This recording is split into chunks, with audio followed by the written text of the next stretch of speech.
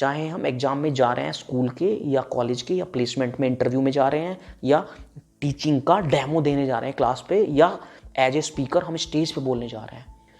तो इस केस को हैंडल करने के लिए, नर्वसनेस को हैंडल करने के लिए आपको एक थॉट रखनी है।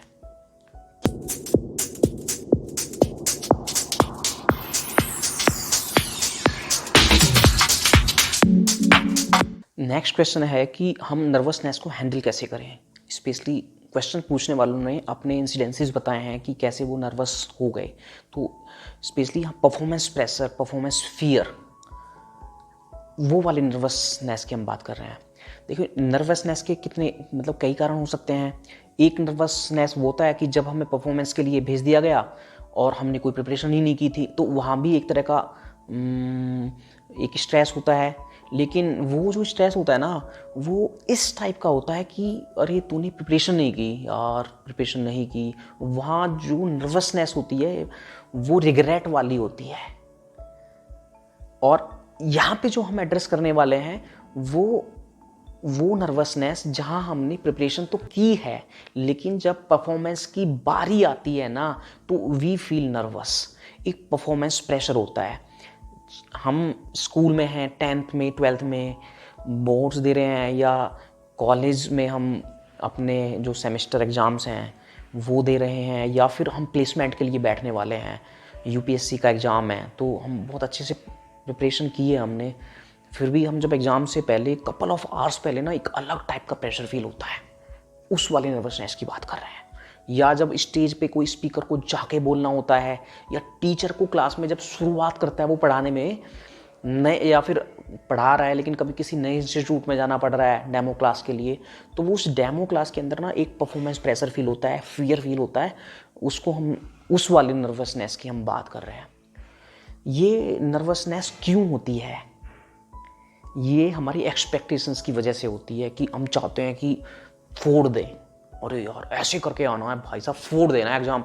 आप जनरली देखोगे कि जिन लोगों की प्रिपरेशन ज़्यादा अच्छी होती है एग्जाम से पहले, उनको नर्वसनेस ज़्यादा होती है। एक दूसरी कैटेगरी होती है जिन्होंने प्रिपरेशन नहीं की, उनको रिग्रेट होता है। एक मीडियम कैटेगरी वाले मस्त रहते हैं, जिसने बहुत प्रिपरेशन की है उसको एक नर्वसनेस फील होती है। इसी तरह से जिसने बहुत अच्छी प्रिपरेशन की है स्टेज पे जाके बोलने की, उसको ज़्यादा अच्छी फील होती है कि उसको ये फील होता है अरे मैं भूल ना जाऊँ, भूल ना जाऊँ। भूल ना जाऊँ का मीनिंग क्या है कि उसको, उसके पास कुछ है ना, प्रिपरेशन है उसके पास, वो उसने की है, तैयारी की है उसने, या टीचर के पास उसको आता है, वो वहाँ उसको नर्वसनेस हो गई है कि जो मेरे पास है कहीं मैं ना दे पाया तो। ये जो फील है ना, ये नर्वसनेस लेके आता है, कहीं मैं डिलीवर नहीं कर पाया तो इस नर्वसनेस को हैंडल कैसे करना है? देखिए, जब हम ये सारी प्रिपरेशन करते हैं, मैंने बताया था किसी अलग टाइप की वीडियो में, कोई भी एक्टिविटी के दो 4 फेजेज होते हैं। सबसे पहले एक जीरो फेज होता है जब हम उसको डिटरमिन करते हैं, फिर एक स्टार्टिंग फेज होता है, फिर एक मिड फेज होता है, मिड पॉइंट होता है जिसमें हम उसको कंटिन्यू रखते हैं या ब्रेक करने पे रिज्यूम करते हैं, और एक जो लास्ट होता है उसको हम एंड करते हैं, उसको फिनिश करते हैं।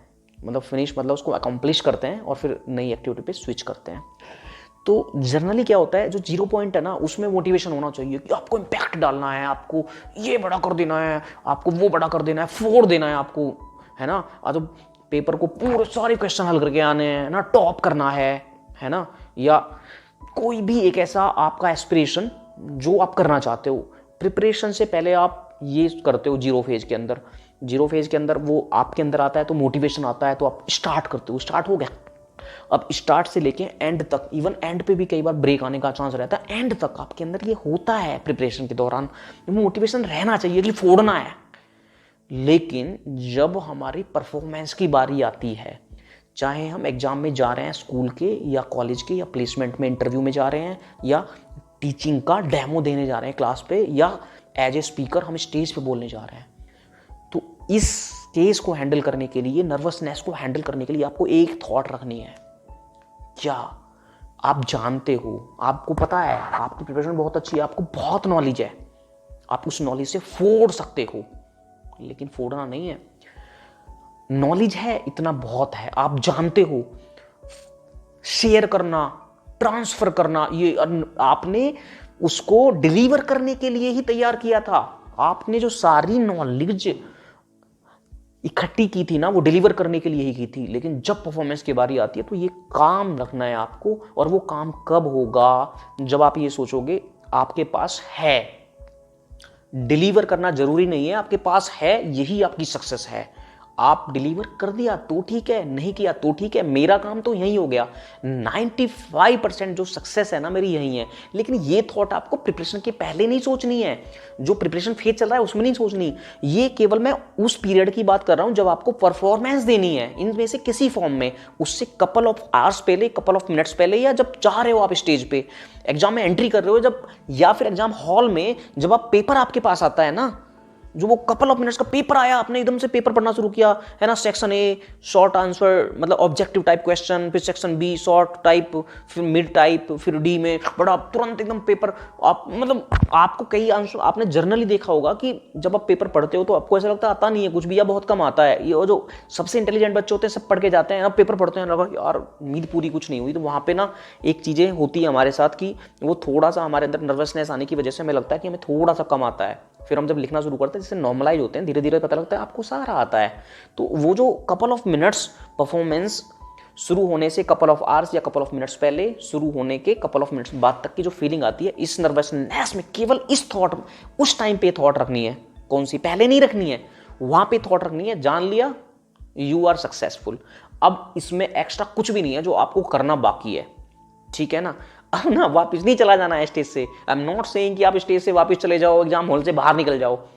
अब आपने ना जान लिया, ज्ञान आपको अर्जित करना था, वही आपके जीवन का उद्देश्य था। और ये क्लास पढ़ना हो या प्रिपरेशन करना हो, स्पीकिंग की प्रैक्टिस हो, टीचिंग के लिए नॉलेज एक्सेप्ट करना हो, आपको ज्ञान अर्जित करना था, वो आपका हो चुका। अब वहां किस लिए जाना है फिर?